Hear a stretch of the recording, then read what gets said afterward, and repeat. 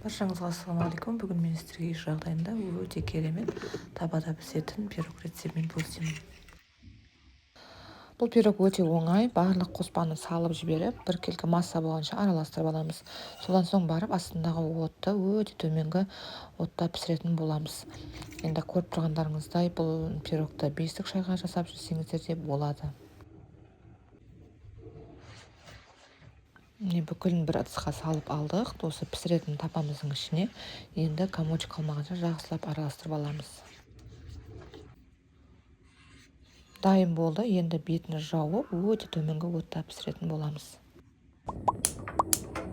Достар, менің арнама тіркеліп кетсеңіздер, алдағы уақытта керемет оңай рецепттермен бөлісетін боламын.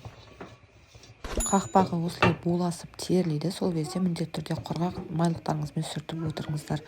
Осындай піскен білу үшін беті құрғақ болған кезде ол дайын болды деген сөз. Енді пирогымыз дайын болды. Қалауыңызша сәндеп жесеңіздер болады.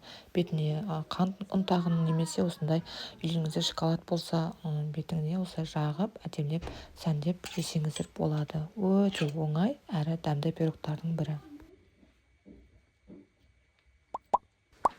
Құрамы өте қарапайым, үйдегі бар заттардан жасалады. Сондықтан сіздерде дәл осы пирогты жасап көруге, пісіріп беруге кеңес беремін.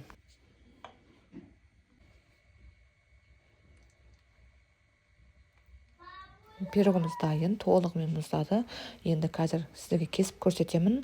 Ешқандай да асты жабыспаған, асты күймеген. Міндетті түрде пісірген кездеріңізде газыңыздың, осындай плиталарыңыздың астында өте төменгі отта пісіруге тырысыңыздар.